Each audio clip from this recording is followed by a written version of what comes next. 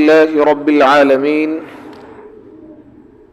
والصلاة والسلام على سيد الأنبياء والمرسلين وعلى آله وأصحابه أجمعين أما بعد فقد قال الله تبارك وتعالى في كلامه المجيد والفرقان الحميد فأعوذ بالله من الشيطان الرجيم بسم الله الرحمن الرحيم يا أيها الذين آمنوا إن جاءكم فاسق بنبأ فتبينوا أن تصيبوا قوما بجهالة فتصبحوا على ما فعلتم نادمين صدق اللہ العظیم۔ معزز ناظرین کرام، حاضرین عظام، نوجوان دوستوں اور بزرگوں،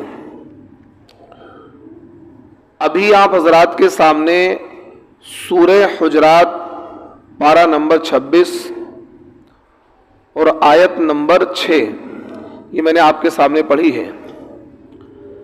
اس آیت کریمہ میں اللہ تبارک و تعالی نے اہل ایمان کو، مسلمانوں کو، مومنین کو یہ خطاب کیا ہے کہ اے ایمان والو، اگر تمہارے پاس کوئی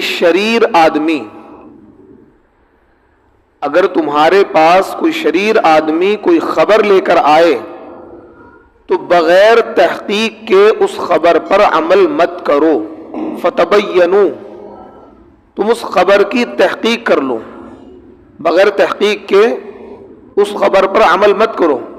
کہیں ایسا نہ ہو کہ آپ نادانی میں کسی قوم کو نقصان پہنچا دیں، پھر آپ کو اپنے کیے پر شرمندگی اٹھانی پڑے۔ فتصبحوا علی ما فعلتم نادمین، یہ تو اس آیت کریمہ کا ترجمہ ہے۔ دیکھیے، اللہ تبارک و تعالی نے قرآن پاک میں معاشرت کے اور ہمارے سماج میں رہنے کے بہت سارے قیمتی اور عمدہ اصول بتلائے ہیں۔ اگر ہم ان اصول پر عمل کر لیں تو ہمارے معاشرے میں لڑائی جھگڑے ختم ہو جائیں گے۔ ایک بہت بڑی بیماری ہمارے معاشرے میں یہ ہے کہ ہم سنی سنائی بات پر عمل کرتے ہیں۔ ہم کیا کرتے ہیں؟ سنی سنائی بات پر عمل کر لیتے ہیں، اور یہ مزاج بنا ہوا ہے کہ ہم نے کسی بات کو سنا اور بغیر تحقیق اور تفتیش کے اس کو آگے بڑھا دیا۔ بلکہ آگے ہی بڑھانا نہیں، آگے بڑھانا تو چلو بات وہ تو گناہ ہے ہی ہے، مزید اس میں مرچ مسالہ لگا کر آگے بڑھاتے ہیں۔ جبکہ قرآن کا حکم کیا ہے؟ یا ایھا الذین آمنوا ان جاءکم فاسق بنبأ فتبینوا ان تصیبوا قوما بجہالہ، کہ اگر تمہارے پاس کوئی فاسق، کوئی شریر آدمی کوئی خبر لے کر آئے تو اس خبر کی تحقیق اور تفتیش کر لو، کہیں ایسا نہ ہو تم اس پر عمل شروع کر دو اور اس کی وجہ سے کسی قوم کو، کسی انسان کو تم نقصان پہنچا بیٹھو، اور بعد میں جب تحقیق ہو پائے تو تمہیں یہ اپنی بات پر شرمندگی ہو، یہ میں نے کیا کیا، یہ میں نے کیا کیا، یہ تو ایسا نہیں تھا جیسا کہ میں نے سنا تھا، یہ تو بڑا معاملہ گڑبڑ ہو گیا۔ تو جب تک کہ کسی بات کی تحقیق نہ ہو جائے، تفتیش نہ ہو جائے، اس وقت تک اس بات کو آگے نہ بڑھایا جائے، اس پر عمل نہ کیا جائے۔ اور آج ہمارے معاشرے کی سب سے بڑی برائی یہ ہے، آج ہمارے معاشرے میں جو نفرتیں ہیں، جو عداوتیں ہیں، جو دشمنیاں ہیں، اگر آپ ان کا بنیادی ریزن تلاش کریں گے تو اس میں یہی ملے گا کہ ہم نے سنی سنائی بات پر عمل کیے کر رکھا ہے، ہم عمل کیے بیٹھے ہیں۔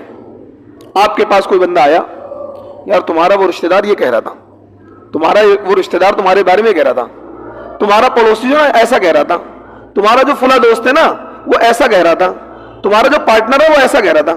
بس ہم نے اس کو سنا اور فوراً ہم نے دل میں ایک نظریہ قائم کر لیا، ہم نے دل میں ایک نظریہ بنا، اچھا اس نے یوں کہا ہے۔ اب ہم اس بات کی زحمت گوارا نہیں کرتے ہیں کہ بھائی جس بندے نے آ کر یہ خبر دی ہے کیوں نہ ہم اس بندے سے، جس بندے کے بارے میں کہا ہے اس سے ڈائریکٹ پوچھ لیں، سارے لڑائی جھگڑے ختم ہو جائیں گے۔ اگر کوئی بندہ آپ سے آ کر یوں کہتا ہے کہ فلاں صاحب، فلاں آپ کے پڑوسی، فلاں آپ کے دوست آپ کے بارے میں یہ کہہ رہے تھے، تو آپ کو کیا کرنا چاہیے؟ کیا کرنا چاہیے؟ پوچھنا چاہیے۔ آپ فوراً اس بندے کے پاس جائیں، کیونکہ اچھا جو بندہ ہے کہ بھائی کہنا مت کسی سے، تو بھائی تو نے کہا کیوں؟ بعض لوگ کیا کرتے ہیں، یار اس نے ایسی بات کہی ہے، اس نے یہ یوں کہہ رہا تھا، اور یہ بتانا نہیں۔ ابے بھائی تو ڈر کیوں رہا؟ پھر تو نے بتایا کیوں تھا؟ جب تجھے اتنے ہی ڈرے بتایا کیوں تھا؟ اور اگر وہ واقعتاً سچا ہوگا، ٹھیک ہے بھائی تم جا کے اس سے پوچھ لو، میں اس کے سامنا کروا دوں گا۔ لیکن پھر بھی بعض لوگ دھڑلے سے کہتے ہیں، جھوٹ بھی بڑے دھڑلے سے بولتے ہیں۔ اگر آپ یہ چاہتے ہیں کہ آپ کے معاشرے میں دشمنیاں جنم نہ لیں، جو بندہ آپ سے یہ کہہ رہا ہے کہ آپ کا فلاں پڑوسی، آپ کا فلاں رشتہ دار، آپ کا فلاں دوست، آپ کا فلاں تعلق والا آپ کے بارے میں یہ کہہ رہا تھا، آپ فوراً سیدھا کال لگائیں، السلام علیکم، خیریت سے ہیں بھائی، کیا آپ نے میرے بارے میں یہ بات کہی ہے؟ وہ کہے گا، اگر کہا ہاں میں نے یہ کہا تھا، وہ یا تو کہے گا نہیں کہا تھا، یا ہو سکتا ہے بعض ہوتا کہنے کا اینگل کچھ اور ہوتا ہے، بندہ کسی اور اینگل سے بتاتا ہے، اس میں ہے اور نہیں کے فرق میں، ہی اور بھی کے فرق میں بات بدل جاتی ہے، ہی اور بھی کے فرق میں بات بدل جاتی ہے۔ تو اس لیے آسان طریقہ یہ ہے اپنے معاشرے سے دشمنیوں کو ختم کرنے کا۔ اگر کوئی بندہ آپ سے کسی کے بارے میں کوئی بات کہے تو سمپل سی بات ہے، آپ فوراً آپ اس بندے سے جا کر مل لیں یا کال پہ اس سے بات کر لیں، بھائی آپ نے فلاں صاحب سے میرے بارے میں بات کہی کیا؟ تو ظاہر سی بات ہے وہ خلاصہ ہو جائے گا، اور انشاءاللہ وہ دشمنیاں جنم لینے سے پہلے ہی ختم ہو جائیں گی۔ شیطان کو موقع نہیں ملے گا، پھر کھجوری سے شیطان بھاگ جائے گا کہ بھائی یہاں تو اب کیا ہے، کام نہیں مل رہا۔ اگر کوئی ڈاکٹر دکان کھولے اور اس کے بعد مریض نہ جائیں، اس کے بعد مریض نہ جائیں، کوئی بیماری نہ پڑتا ہو، لوگ اپنی صحت کا، فٹنس کا اتنا خیال رکھتے ہو کہ بھائی بالکل کھانے پینے کی ٹائمنگ سیٹ ہے اور اٹھنے اور بیٹھنے کی ٹائمنگ سیٹ ہے، تو وہ بیماری نہیں پڑتے، تو بندہ کیا کرے گا؟ ایسا کرو بھائی یہاں سے کلینک بند کرو، کہیں دوسرے علاقے میں چلتے ہیں، یہاں تو کوئی بیماری نہیں پڑتا۔ اور ایسا ہوا ہے، مدینے میں کچھ طبیب ایسے تھے جنہوں نے ایک طبیب کی دکان کھولی، وہاں کوئی بیماری نہیں پڑتا تھا، وہ کہہ لیں یہاں تو کوئی بیماری نہیں پڑتا، پھر ان لوگوں نے وہاں سے کام کو ختم کر دیا کہ بھائی یہاں تو کوئی بیماری نہیں پڑتا۔ تو جب آپ موقع دیں گے ہی نہیں، اگر کوئی بندہ، جتنی بھی لڑائیاں ہمارے گھروں میں ہوتی ہیں، گھروں میں ساس بہو کی لڑائی ہے، نند بھاوج کی لڑائی ہے، دو سگے بھائیوں کی لڑائی ہے، دو پڑوسیوں کی لڑائی ہے، امام اور مقتدی کی لڑائی ہے، امام اور مؤذن کی لڑائی ہے، محتمم اور مدرس کی لڑائی ہے، جتنی بھی لڑائیاں ہیں، اگر آپ ان کی جڑ جب کھودو گے تو وہاں یہ نکلے گا کان بھرائی۔ کیا نکلے گا؟ کان بھرائی۔ اور کان بھرائی پر ہم عمل کر لیتے ہیں، جس کی وجہ سے ہمارے آپس کے تعلقات خراب ہو جاتے ہیں۔ اور قرآن کی تعلیم کیا ہے؟ یا ایھا الذین آمنوا ان جاءکم فاسق بنبأ فتبینوا، قرآن کہہ رہا ہے جب کوئی شریر آدمی، کیونکہ یہ کام شریر آدمیوں کو ہی ہوتا ہے، اچھے آدمیوں کو یہ کام نہیں ہوتا ہے، جب کوئی شریر آدمی، فاسق آدمی آپ کے پاس کوئی خبر لے کر آئے تو آپ کیا کریں؟ اس کی خبر کی تحقیق کر لیں، اور تحقیق سے پہلے اس پر ریئیکٹ نہ کریں، اس پر کوئی رد عمل کا اظہار نہ کریں، تحقیق کر لیں گے، دودھ کا دودھ اور پانی کا پانی ہو جائے گا۔ اس آیت کریمہ کے ذیل میں ایک واقعہ ہے، جب یہ آیت کیوں نازل ہوئی، اس آیت کے پس منظر میں ایک واقعہ ہوا تھا جب یہ آیت اللہ تعالیٰ نے نازل کی تھی، جس کو شان نزول بھی کہتے ہیں۔ اس آیت کے نازل ہونے کی وجہ کیا بنی، ایک واقعہ ہے، واقعہ کیا ہے میں آپ کو سناتا ہوں۔ قبیلے بنو المستلق، بھائی باہر جو لوگ سنت پڑھا بھی نہ پڑھیں، بعد میں ٹائم دیا جاتا ہے، بیٹھ جائیں تقریر سن لیں، یہ ایک ہفتے میں ایک موقع آتا ہے، بعد میں جب سنت کا موقع دیا جاتا ہے تو آ کر پہلے تقریر سنا کریں، بات سنا کریں، سنت بعد میں پڑھا کریں، نہیں تو پھر میں ایسا کروں تقریر بعد ڈائریکٹلی پھر نماز، پھر سنت کا موقع کیوں دیا جا رہا ہے، سنت بعد میں پڑھا کریں۔ تو قبیلے بنو المستلق عرب کا قبیلہ ہے، اس کے قبیلے کے جو ایک شخص تھے حضرت حارث بن زرار، کیا نام تھا؟ حارث بن زرار، ان کی بیٹی ہے جویریہ بنت حارث، یہ اللہ کے نبی کے نکاح میں تھی، اللہ کے نبی کے نکاح میں تھے، انہوں نے اسلام قبول کیا، اسلام قبول کرنے کے بعد یہ اللہ کے نبی کے بعد تشریف لا، اسلام قبول کر لیا، اور اللہ کے نبی نے ان کو دو موٹی موٹی باتیں بتائیں کہ نماز کو قائم کرنا، زکوٰۃ کو ادا کرنا ہے۔ تو انہوں نے کہا ٹھیک ہے اللہ کے نبی، میں انشاءاللہ نماز کو ہمیشہ قائم رکھوں گا، زکوٰۃ کو ادا کروں گا، اور میں اپنے قبیلے میں واپس جا رہا ہوں، وہاں بھی لوگوں کو ایمان کی دعوت دوں گا، جو لوگ ایمان کو قبول کر لیں گے میں ان کو دو دعوت دوں گا جو آپ نے مجھے دعوت دی ہے، میں ان کو نماز کی دعوت دوں گا اور زکوٰۃ کے ادا کرنے کی دعوت دوں گا، اور جب زکوٰۃ اکٹھی ہو جائے گی ان لوگوں سے میں کلیکٹ بھی کر لوں گا، اور فلاں تاریخ میں آپ اپنا قاصد آپ میسنجر بھیج دینا, میں وہ زکات ان کے ہینڈ اوور کر دوں گا, وہ آپ کے پاس پہنچا دیں گے. کیونکہ زکات کا ایک سسٹم تھا, اسلامی حکومت تھی, اب تو کوئی سسٹم نہیں ہے. تو وہاں زکات ایک جگہ اکٹھی اللہ کے نبی کے پاس ہوتی تھی, پھر اللہ کے نبی اس کو بانٹا کرتے تھے غریبوں میں اور یتیموں پر. تو خیر حارث بن زرار نے اللہ کے نبی سے وعدہ کر لیا اور وہ اپنے قبیلے میں گئے, اسلام کی دعوت پھیلائی, لوگوں کو بتایا, لوگوں نے اسلام بھی قبول کیا. جب اسلام قبول کیا تو نماز بھی پڑھیں گے اور زکات بھی دیں گے, کیونکہ یہ پلرس آف اسلام ہے. آج ہماری طرح نہیں کہ اسلام تو ہم نے قبول کیا ہوا ہے, خاندانی مسلمان ہے, لیکن نہ تو نماز پڑھتے نہ تو زکات دیتے ہیں. بس شب برات پہ نماز پڑھتے ہیں, رمضان کے پہلے عشرے میں نماز پڑھتے ہیں, عید کی پڑھتے ہیں, بقرعید کی پڑھتے ہیں, اور اس کے علاوہ کوئی نماز نہیں پڑھتے. شب برات پہ ایسا لگتا ہے سارے مسلمان بن گئے, کوئی اس محلے میں سارے مسلمان ہیں, اور مغرب تک سب مسلمان رہتے ہیں. یعنی شب برات کی مغرب سے مغرب تک مسلمان رہتے ہیں, اور عشاء سے غائب, اور فجر میں تو بالکل ہی غائب. ایسا لگا کسی نے اغوا کر لیا ہے. اب 15 دن وہ کہیں اغوا کیے ہوئے ہیں. جیسے ہی پہلا روزہ کا اعلان ہوگا, عشاء میں پوری بھیڑ لگ جائے گی. پھر 10 دن تک وہ کیا ہے, وہ اپنے اس روٹین پہ چلیں گے. پھر وہ اپنے گویا کہ اس معاملے سے پھر جائیں گے. تو یہ نہیں, وہاں تو زکات اور نماز پلرس آف اسلام تھا. کوئی تصور بھی نہیں تھا کہ ایک منافق بھی نماز نہیں چھوڑ سکتا تھا. ایک منافق بھی جس نے بظاہر اسلام کو قبول کیا ہوا ہے, وہ بھی اس کی ہمت نہیں تھی, جرأت نہیں تھی کہ نماز کو چھوڑ دے, وہ نماز کو چھوڑ دے. تو خیر اللہ کے نبی صلی اللہ علیہ وسلم کی اس تاکید پر انہوں نے عمل کیا, اپنے قبیلے میں دین کی دعوت دی, لوگوں نے اسلام کو قبول کیا, لوگوں نے نماز پڑھنی شروع کر دی, زکات کو. اب جب مقررہ تاریخ آئی تو ان کے ذہن میں آیا کہ اللہ کے نبی تو وعدے کے پکے ہیں اور اللہ کے نبی قاصد بھیجیں گے. تو انہوں نے, کیونکہ اللہ کے نبی کا قاصد ہوگا, تو استقبال کے لیے اپنے شہر جو ان کا گاؤں تھا, قصبہ تھا, اس سے باہر آ کر لوگ استقبال کے لیے کھڑے ہو گئے خوشی میں کہ آج فلاں تاریخ ہے, اللہ کے نبی اپنا قاصد بھیجیں گے. لیکن جب وہ باہر آ کر کھڑے ہوئے, ادھر سے اللہ کے نبی نے ولید بن عقبہ کو بھیجا تھا. ولید بن عقبہ کی ان بنو المستلق سے خاندانی دشمنی تھی. اب جب وہ وہاں سے آئے, ان کو اطلاع ملی یا انہوں نے دیکھا کہ یار اس خاندان سے میری کیا ہے, دشمنی پرانی ہے, اور یہ لوگ گاؤں سے باہر آ کر کھڑے ہو, کبھی ایسا تو مجھے قتل کر دیں گے. انہوں نے اپنے ذہن میں خیال پکا لیا کہ ایسا لگ رہا ہے کہ مجھے قتل کریں گے. تو وہ واپس چلے گئے. واپس جانے کے بعد میں اللہ کے نبی سے کہا کہ بھائی وہ تو زکات دینا دور کی بات ہے, وہ تو میرے قتل کے ارادے سے, مطلب انہوں نے اس طرح سے کہا کہ وہ تو میرا قتل کرنا چاہتے ہیں, زکات کا تو انکار کر رہے ہیں وہ لوگ. اس میں اور مزید اضافہ کر دیا انہوں نے. اللہ کے نبی صلی اللہ علیہ وسلم, دیکھیے یہ تعلیم, یہ نوٹ کریے, پوائنٹ نوٹ کریے گا مسلمانوں, نوٹ کریے گا. صحابی رسول ہیں, حالانکہ انہوں نے جان بوجھ کر ایسا نہیں کیا, ان کو ایسا لگا جان بچانی, انہیں لگا کہ یار اس قبیلے سے خاندانی دشمنی, عرب میں یہ چیز چلا کرتی تھی, اور لوگ باہر استقبال کے لیے کھڑے, ان کو ایسا لگا کہ یار یہ لوگ مجھے قتل کر دیں گے, پہلے سے تیار کھڑے, بندہ آیا اور ہم اسے قتل کر دیں. تو واپس چلے گئے اور انہوں نے اللہ کے نبی سے کہا خیال کے مطابق کہ زکات دینا تو دور کی بات ہے, وہ تو قتل کرنے کے ارادے سے باہر کھڑے ہوئے تھے, اور قتل آدمی جب ہی کرے گا جب اسلام سے پھرا ہوا ہے.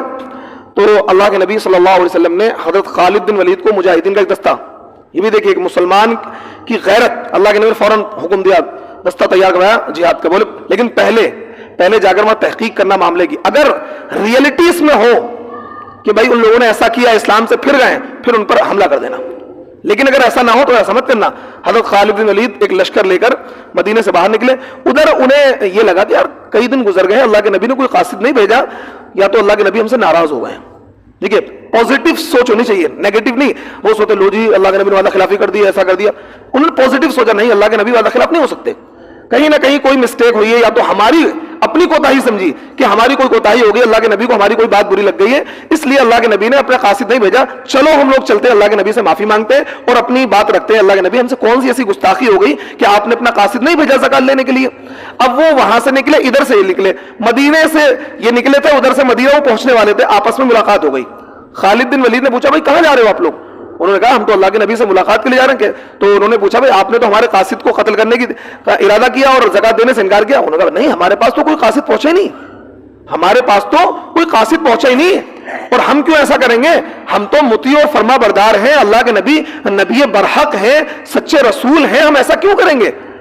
تو یہ غلط فہمی دور ہو گئی. پھر وہ اللہ کے نبی کے وہاں آئے اور یہ معاملہ درست ہو گیا. ایک روایت تو یہ ہے, ایک روایت میں یہ آتا ہے, تفسیر کی 2 روایتیں ہیں کہ خالد بن ولید وہاں پہنچ گئے اور انہوں نے باقاعدہ اس کو گھیرا اور پہلے جاسوسی کری کہ واقعتاً لوگوں نے ایسا کیا تھا. جب جاسوسی کری اور خبر نکالی تو خبر نکل کر آئے, نہیں تو نماز بھی پڑھ رہے ہیں لوگ, یہ تو زکات بھی دے رہے ہیں, اور انہوں نے ایسا کچھ نہیں کیا ہے. وہ غلط فہمی سے ایسا معاملہ ہوا ہے. 2 روایتیں. خیر کہنے کا مطلب یہ تھا معاملات کی تصدیق ہو گئی, تحقیق ہو گئی, تحقیق سے پہلے.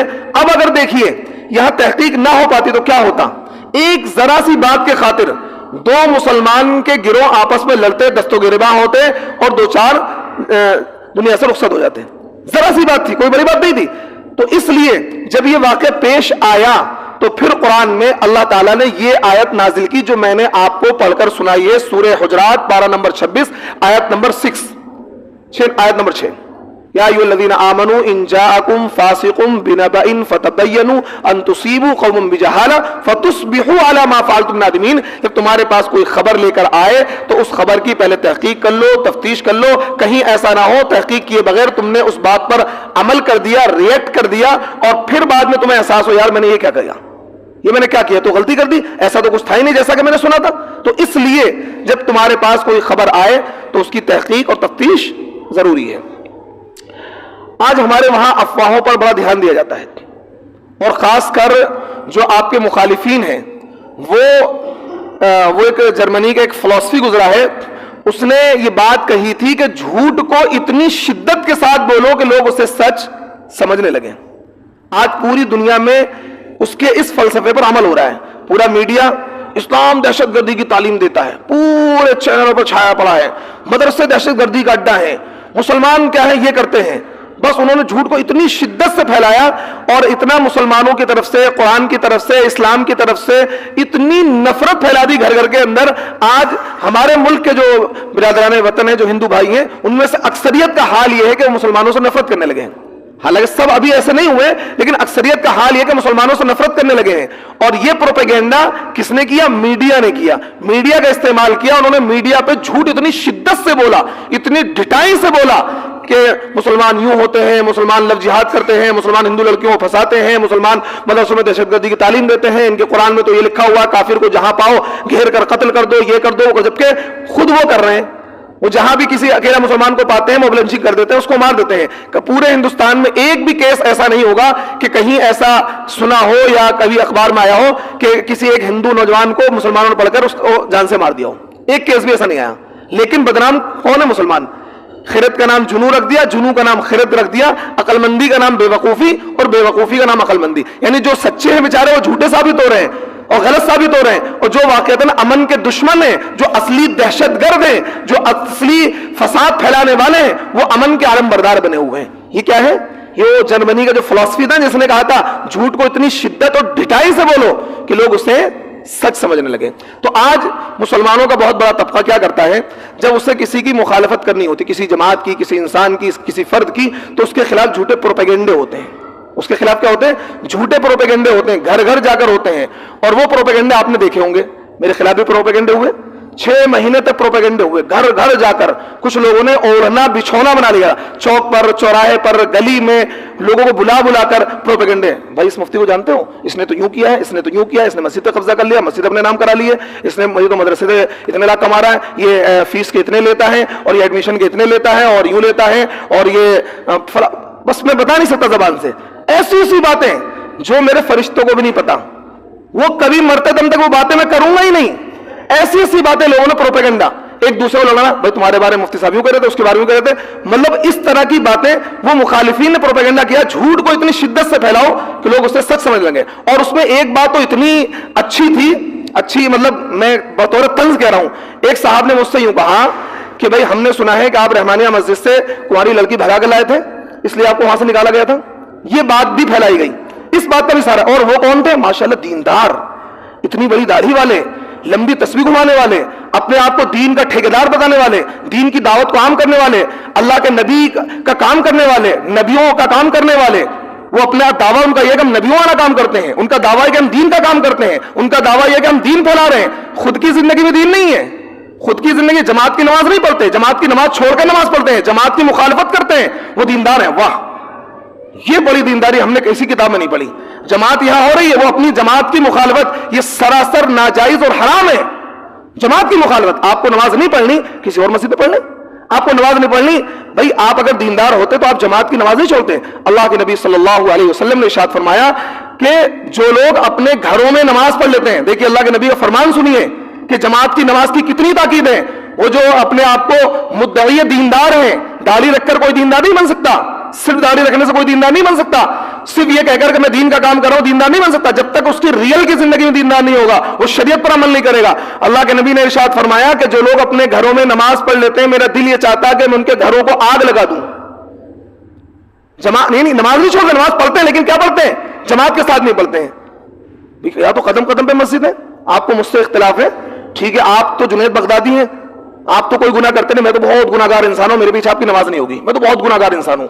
آپ ماشاءاللہ جنید بغدادی کے چھوٹے بھائی ہیں, آپ سے نہ تو کوئی گناہ ہوتا ہے نہ کوئی غلطی ہوتی ہے, آپ تو وقت کے قطب ہیں, میرے پیچھے نماز نہیں ہوگی کیونکہ آپ وقت کے قطب ہیں اور میں گناہگار انسان ٹھہرا, تو آپ کی نماز نہیں ہوگی. لیکن بھائی جو دوسرے امام ہیں آپ کے مطلب پہ وہاں نماز پڑھ لیں. آپ جماعت کیوں چھوڑ رہے ہیں؟ آپ دیندار ہوتے کبھی جماعت نہیں چھوڑتے, آپ تو پرماننٹ کسی اور مسجد کو سلیکٹ کر لیتے. اگر آپ کو مجھ سے کوئی تکلیف ہے, آپ کی میرے پیچھے نماز نہیں ہوگی. لیکن کیا ہے, نماز ادھر جماعت کے ساتھ کھڑی ہے, ہم نے اللہ وہ پیچھے اپنے اللہ اکبر کرنا ہے. یہ جماعت کی مخالفت یعنی دوہرا گناہ ہے. ایک تو جماعت چھوڑ رہے ہیں, جماعت کی مخالفت کر رہے ہیں. اگر آپ کو تنہائی نماز پڑھنی گھر پہ پڑھ لیں, تنہائی پڑھنی, جماعت ہو جائے, لوگ چلیں آپ پڑھ لیں. لیکن لوگوں کو باور کرانا دیکھو جی ہم اس امام کے اگینسٹ ہیں, ہم اس کے مخالف ہیں, یہ انہیں باور کرانا ہم اس کے مخالف ہیں. دیکھو اتنے لوگ اس بندے کے مخالف ہیں اور بڑے جھوٹے پروپیگنڈے کیے گئے. ایک پروپیگنڈا اور کیا جاتا ہے, وہ ہر امام کے تعلق سے کیا جاتا ہے. میں آپ کو ایک مسئلہ بتا دوں کہ وہ میرا کام ہے حق بتانا, آپ عمل کریں نہ کریں, میں تو حق بتاتا ہوں, بتاتا تھا, بتاتا رہوں گا. آپ اس کو ایک پروپیگنڈا بڑی شدت کے ساتھ پھیلایا جاتا ہے جب کسی امام کو مسجد سے نکالنا. تو میں اپنی بات نہیں کر رہا, میں تو اس بھور سے نکل گیا, اللہ نے نکال دیا. اور بھی بہت سارے امام اس بھور میں پھنستے ہیں. جب مخالفین دیکھتے کوئی داؤں نہیں چلتا, کہتے ہیں بھائی جس امام سے 3 مقتدی ناراض ہو جائیں اس کو امامت چھوڑ دینی چاہیے. یہ مسئلہ گھڑتے ہیں. تو اگر آپ کا یہ مسئلہ, تو میں کہتا ہوں, میں اس پر ایڈ کر رہا ہوں, جس انسان سے 3 پڑوسی ناراض ہو جائیں اس کو محلہ چھوڑ دینا چاہیے. صحیح بات ہے نا, جس پڑوسی سے 3 انسان ناراض ہو جائے محلہ چھوڑ دینا چاہیے, مکان بیچ کے کہیں اور چلا جائے. غلط تو نہیں کہہ رہا بھائی, صحیح بتاؤ. جس امام کو اسے چھوڑ دینا چاہیے, تو جس پڑوسی سے 3 پڑوسی ناراض ہو جائے اسے کیا کرنا چاہیے؟ بولے زور سے بولے بھائی, محلہ چھوڑ دینا چاہیے. بھائی تجھ سے ناراض ہے, بندے خوش نہیں ہیں. میرے بھائی شرعی مسئلہ سنیے, اگر کوئی امام, میں اپنی بات نہیں کر رہا, جنرل بات کر رہا ہوں, کبھی آپ مجھ پہ لے جائیں, وہ تو معاملہ گزر گیا, اس وقت میں نے باتیں نہیں کری, اب کر رہا ہوں تاکہ آئندہ کے لیے آپ اس پر عمل کر لیں, آپ غلط پروپیگنڈے کا شکار نہ ہو. کچھ لوگ بیچارے سیدھے سادے ہوتے ہیں, ہمارے مقتدیوں میں اکثر سیدھے سادے اچھے لوگ ہیں, ایسا نہیں ہے. کچھ چند ہیں شرارتی, وہ لوگوں کو ورغلاتے ہیں, بہکاتے ہیں, گھر گھر جا کے پروپیگنڈا کرتے ہیں. ان کا اوڑھنا بچھونا پروپیگنڈا کرنا ہے. 99% اچھے لوگ ہیں, 1% بلکہ آدھے % ہیں, وہ چند ہیں, ان کو میں انگلی پہ گن لوں گا, نام تو خیر نہیں لوں گا, آپ خود سمجھتے ہیں ماشاءاللہ, صبح شام دیکھتے ہیں, آپ سمجھدار ہیں, روٹی کھاتے ہیں. تو وہ چند لوگ ہیں, انہوں نے پروپیگنڈا کیا کہ بھئی جس امام کے 4-5 مقتدی ناراض ہوں 10 ناراض چھوڑ دیں. اب میں مسئلہ سنیے, اگر کسی امام سے مقتدی 1000 مقتدی ہیں اور 999 ناراض ہیں اور ناراضگی کی وجہ شریعت نہیں ہے, تو پھر بھی اس امام کو امامت کرنی چاہیے. یہ کسی مفتی سے جا کے پوچھ لینا. اگر 999 ناراض ہیں, 1 راضی ہے, لیکن ناراضگی وجہ سن لی ہے, وجہ صرف کیا اپنی ذاتی دشمنی ہے, امام نے کسی کو ڈانٹ دیا وہ اس لیے ناراض ہے, امام نے کوئی حق بات کہہ دی, کوئی گشت کرنے کے بعد جو نماز پڑھی جائے گی اس پر کیا ہے 7 لاکھ نماز و ثواب ملے گا. ایک حدیث بیان کرتے ہیں بعض لوگ, ہم کہتے ہیں حدیث جھوٹی ہے, جھوٹی ہے, جھوٹی ہے, جھوٹی ہے. کوئی ایسی روایت موجود نہیں ہے, کوئی ایسی روایت موجود نہیں ہے. مجھے لا کر دکھاؤ, اگر تم نے لا کر دکھا دی مجھے قتل کر دینا. کوئی روایت موجود نہیں ہے کہ گشت کرنے کے بعد جو نماز پڑھی جائے گی اس پر 7 لاکھ نماز کا ثواب ملے. جھوٹ پھیلاتے ہیں. ہم نے یہ بات بیان کری ممبر سے, بری لگ گئی لوگوں کو. ہمارا قصور اتنا ہے کہ ہم نے ایک اچھی بات بتائی, تو اس پر انہوں نے پروپیگنڈا کیا کہ جس امام سے 3 لوگ ناراض ہوں اس کو امامت چھوڑ دینی چاہیے. میں کہتا ہوں اگر ناراضگی کی وجہ شریعت ہے, امام ناجائز کام کرتا ہے, امام حرام کام کرتا ہے, امام بدکاری کرتا ہے, لوگ ناراض ہیں, امامت چھوڑ دینی چاہیے. اس میں بھی علماء نے لکھا کہ امام کو ایک مرتبہ آگاہ کریں کہ آپ یہ کام کرتے ہیں اور ثابت ہو گیا دلیل سے کہ جی آپ نے کام کیا ہے, آپ توبہ کریں, نہیں تو ہم آپ کو امامت سے نہیں رکھیں گے. اگر امام نے کہا جی ٹھیک ہے میری غلطی ہے, میں نے توبہ کر لی, آئندہ نہیں کروں گا, پھر بھی امامت کے لائق ہے, وہ بار بار غلطی کرے آپ نکال دیں. لیکن اگر صرف بنیاد یہ تھی کہ امام نے حق بیانی کری تھی, کسی ایک فرقے کو بری لگ گئی, کسی ایک جماعت کو بری لگ گئی اور وہ لوگ ناراض ہیں, ناراضگی وجہ شریعت نہیں اپنی ذاتی دشمنی ہے, تو 999 ناراض ہوں گے اور ایک ہی بندہ راضی, پھر بھی وہ امامت کا حقدار ہے. مسئلہ سمجھ میں آ گیا؟ آ گیا؟ بولے زور سے بولے, آ گیا سمجھ میں؟ زور سے نہیں بولنا ہے, زور سے بولیں. آ گیا؟ اب اس پروپیگنڈے کا شکار تو نہیں ہوں گے کہ جس امام سے 4 لوگ ناراض ہو جائیں, 5 لوگ ناراض ہو جائیں, 10 لوگ ناراض ہو جائیں, اس سے امامت چھوڑ دینی چاہیے. تو آپ اس سے جواب کرنا کہ آپ سے اتنے لوگ ناراض ہیں محلے میں, آپ محلہ چھوڑ دیں, آپ مکان بیچ دیں, بتائیے کتنے کا دے رہے ہیں, ٹھیک ہے, آپ فوراً اس کی پارٹی لگانا شروع کر دینا. بات سمجھ آ رہی ہے؟ تو بھائی یہ پروپیگنڈے ہیں, اس پروپیگنڈے میں مت آئیں, اس پروپیگنڈے مت آئیں, صالحیت کے ساتھ چلیں, شریعت کو اپنا حجت بنائیں، قرآن کو اپنی دلیل بنائیں، اس پر عمل کریں انشاءاللہ اللہ تعالی ہمیں عمل کی توفیق عطا فرمائے۔ وآخر دعوانا ان الحمدللہ رب العالمین۔